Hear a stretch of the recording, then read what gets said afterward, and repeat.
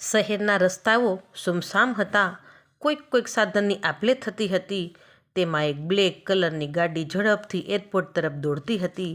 ગાડીની સીટ પર આશરે 45 વર્ષની વય ધરાવતો માનવી બેઠો હતો. તેનું નામ દીપક સોની હતું. દીપક ભાવુક અને લાગણીશીલ હતો. તે 45 વર્ષનો હતો, પણ ધનાઢ્યતાના કારણે તેની ઉંમર નાની લાગતી હતી. એક રૂઆબના કારણે તેનામાં એક આકર્ષણ હતું. અને આ વાત સાચી છે કે પૈસાદારનો પૈસો એના વ્યક્તિત્વનો શણગાર બની જાય છે. ધનાઢ્ય વ્યક્તિ તેના રૂઆબને પર્સનાલિટીના હિસાબે 100 માણસની વચ્ચે પણ અલગ તરી આવે છે. દીપક સોનીની બાજુમાં એક 25 વર્ષની વય ધરાવતી સ્વરૂપવાન યુવતી બેઠી હતી. આ યુવતીનું નામ નતાશા હતું અને તે દીપક સોનીની બીજી પત્ની હતી. કારની પાછળની સીટ ઉપર એક 30 વર્ષનો લાગતો એક યુવાન બેઠો હતો. તેનું નામ મધુર હતું.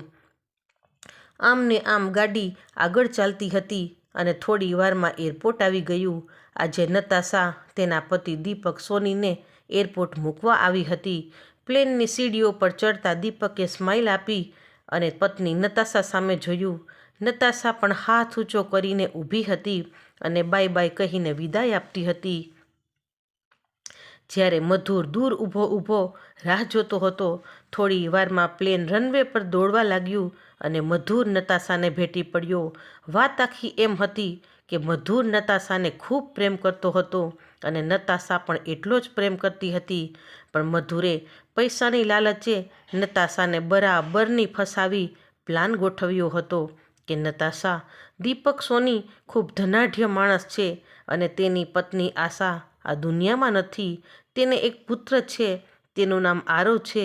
તું દીપક સોનીને તારી પ્રેમની જાળમાં ફસાવ અને તેની સાથે બનાવટી લગ્ન કરી લે. પછી આપણે બંને મળીને દીપકની વ્યવસ્થા કરી લઈશું. પહેલાં તો નતાશા ના પાડતી હતી, પણ મધુરે સમજાવી કે જો નતાશા, હું પણ દીપક સોનીની સાથે જો નોકરી કરું છું ને અને દીપકનો પડ્યો બોલ ઝીલું છું, કેમ કે મારે તેનો વિશ્વાસ જીતવો છે અને દીપક એમ સમજે છે કે તું મારા દૂરની માસીની દીકરી છો. આવી રીતે બંનેનો પ્લાન ચાલ્યો આવતો હતો. દીપક સોની નતાશાને ખૂબ પ્રેમ કરતો હતો અને નતાશાએ પણ દીપકને પોતાના પ્રેમમાં બરાબર ગોઠવી દીધો હતો. અને કઈ રીતે મધુરે નતાશાનું ચોકઠું ગોઠવી દીધું તે હવે સાંભળો. 6 મહિના પહેલાં દીપક સોની પોતાના બિઝનેસના કામ અર્થે મુંબઈ ગયેલો. મધુર તેનો નોકર હતો. દીપક સોનીને મધુર ઉપર પૂરેપૂરો વિશ્વાસ હતો કે મધુર મારા નાના ભાઈ બરાબર છે, એટલે જ પોતાની બધી જ સિક્રેટ વાત તે મધુરને કહેતો. હવે મધુરને ખબર હતી કે શેઠ મુંબઈની કઈ હોટલમાં છે. વરસાદ પણ ફૂલ વરસતો હતો, એટલે મધુરે પોતાના પ્લાન મુજબ નતાશાને ગાડીમાં લઈ શેઠની પાછળ મુંબઈ પહોંચ્યો અને શેઠ દીપક સોની શાંતિથી પોતાની હોટલમાં બેઠા હતા. તેવામાં ડોરબેલ વાગી. દીપકને થયું, અત્યારે અડધી રાતે અને આમ કોણ આવ્યું હશે? વરસાદ પણ ફૂલ વરસતો હતો. દીપક સોનીએ દરવાજો ખોલ્યો તો મધુર અને તેની સાથે એક ખૂબસૂરત છોકરી હતી. દીપક આશ્ચર્યમાં મુકાઈ ગયો કે મધુર, તું અને અત્યારે? મધુર પોતાના પ્લાન મુજબ ખોટા ડ્રામા શરૂ કરી દીધા કે શેઠ, હું મુશ્કેલીમાં મુકાયો છું. આ મારા દૂરના માસીની દીકરી નતાશા છે અને હું મારા સગાને લઈને મુંબઈ આવ્યો છું. તેમનું એક્સિડન્ટ થયું છે અને હોસ્પિટલમાં એડમિટ કર્યા છે. દીપક સોની ખૂબ ઉદાર અને દયાળુ માણસ હતા. તેમને મધુર ઉપર દયા આવી કે મધુર, એવું હોય તો તારે મને ફોન કરી દેવાય ને. કઈ હોસ્પિટલમાં છે તારા સગા? તારે પૈસાની જરૂર છે તો બોલ. પણ મધુરને વધારે વિશ્વાસ જીતવો હતો એટલે બોલ્યો કે ના શેઠ, પૈસા તો નથી જોઈતા. પણ એટલું કહી બોલવાનું બંધ કરી દીધું અને ઉદાસ મોઢું કરી ગયો. ત્યારે શેઠ બોલ્યા કે મધુર, તું મારાથી છુપાવીશ? બોલ, શું કામ છે તારે મારું? ત્યારે મધુર બોલ્યો કે આ મારા માસીની દીકરી નતાશા છે. હું અત્યારે ક્યાં એમને રાખું? હોસ્પિટલમાં એક જ વ્યક્તિને રહેવાની પરમિશન છે. તો તમને વાંધો ના હોય તો નતાશાને 2 દિવસ હોટલમાં રાખશો? દીપકે નતાશા સામે જોયું. નતાશાનું રૂપ અને તેના ભીના વસ્ત્રો જોઈ દીપક તો અંજાઈ ગયો અને મધુર પોતાના પ્લાન મુજબ ફરી ડ્રામા ચાલુ કર્યા કે શેઠ, મારે ઉતાવળ છે. એટલું કહી હોટલની નીચે ગાડી તૈયાર જ હતી તેમાં બેસીને ચાલ્યો ગયો. હવે હોટલના રૂમમાં ફક્ત નતાશા અને દીપક સોની હતા. દીપકે નતાશાને કહ્યું, તમે નાહી ધોઈને ફ્રેશ થઈ જાઓ, તમારા માટે નીચેથી કપડાં મગાવી દઉં છું. વેઇટરને બોલાવી નતાશા માટે કપડાં મગાવ્યા. નતાશા એટલા મસ્ત કપડાં પહેરીને આવી કે દીપક જોતો જ રહ્યો. આમ તો દીપક પોતાની પત્નીના મૃત્યુ પછી કોઈ પરાઈ ઔરત સામું જોતો નહીં. પોતાના દીકરા આરવને અન્યાય ન થાય તે માટે દીપકે બીજા લગ્ન પણ ન કર્યા. દીપકને હતું કે નવી માં આવશે તો મારો આરવ કાયમી દુઃખી રહેશે, એટલે તે મા અને બાપ બંનેનો પ્રેમ આપતો. પણ ડ્રામાબાજ નતાશા ફ્રેશ થઈને આરવની સાથે સૂઈ ગઈ. એવી રીતે આરવને ભેટીને સૂતી કે જાણે તેની સગી માં કેમ ના હોય. બીજે દિવસે સવારે આરવે નતાશાને જોઈ. નતાશાની સ્માઇલથી આરવ ખુશ થઈ ગયો. નતાશા આરવ સાથે એવી રીતે રહેવા લાગી કે આરવને તો જાણે સગી માં મળી ગઈ હોય તેવું લાગતું હતું. નતાશા હવે ધીમે ધીમે દીપક સોની સાથે પણ એવી નજરે જોવા લાગી અને કહ્યું કે શેઠ, તમે મેરેજ કેમ નથી કરતા? ત્યારે દીપક બોલ્યો કે ના, મને પરાઈ સ્ત્રી ઉપર વિશ્વાસ નથી. મારી ખુશી અને મારા શોખ માટે હું આરવ સાથે અન્યાય ન કરી શકું. પણ શેઠ, દરેક સ્ત્રી સરખી નથી હોતી. મને તો આરવની ખૂબ દયા આવે છે. ત્યારે શેઠ બોલ્યા કે દયા આવે નતાશા, પણ કાંઈ કોઈ માનો પ્રેમ ના આપી શકે. ત્યારે નતાશા બોલી, કેમ ના આપી શકે? હું આરવને માનો પ્રેમ આપવા ઈચ્છું છું. દીપક શેઠ નતાશાની સામે જોઈ રહ્યા. બંનેની એક જ નજર થઈ ગઈ અને દીપક સોની બોલ્યા કે નતાશા, આ બધું બોલવામાં સારું લાગે. શું સાચે તું મારા સાથે મેરેજ કરવા તૈયાર થા ખરી? ત્યારે નતાશાએ એક જ ઝટકે હા પાડી દીધી.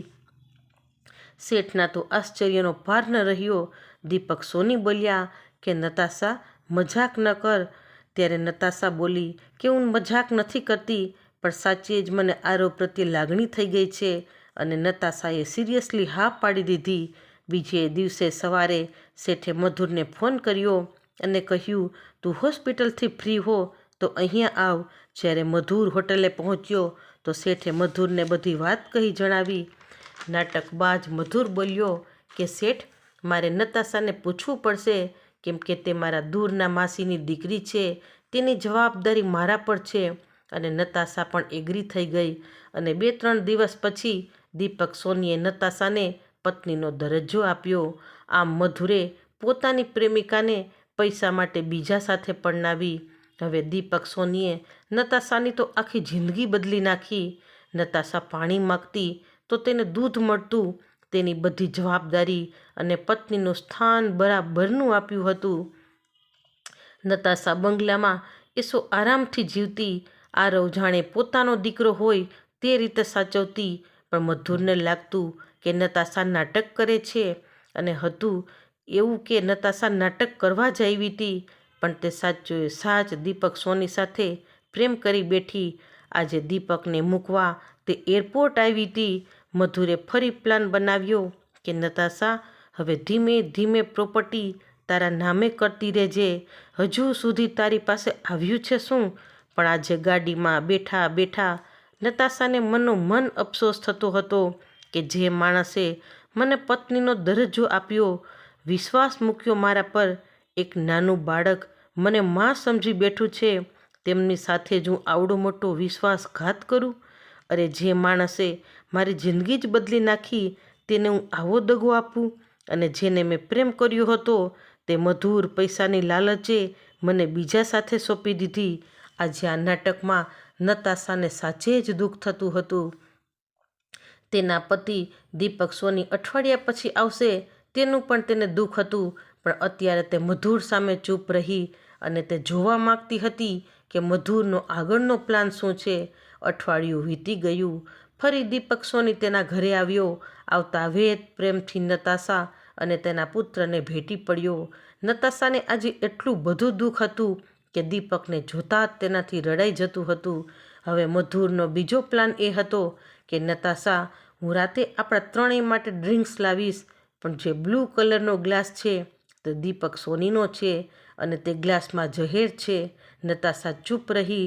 મનમાં પસ્તાવો ભારોભાર હતો કે શું કરું. ઉદાસ ચહેરે ઘડિયાળ સામું જોતી રહેતી હતી. ઘડિયાળના કાંટાનો ટક ટક અવાજ નતાશાને ખૂંચતો હતો અને તેને એક યુક્તિ સૂઝી આવી, અને તે છે પોલીસ સ્ટેશન. નતાશા તેના દીકરા આરવને લઈ પોલીસ સ્ટેશન ગઈ. પોતે કઈ રીતે દીપક સોનીની જિંદગીમાં આવી, આ એક નાટક હતું. મધુર કોણ હતો, બધી જ વાત પોલીસ ઇન્સ્પેક્ટરને કરી. અને આજે દીપક સોનીને મારવા એક તાજીબ શું છે તે પણ વાત કરી.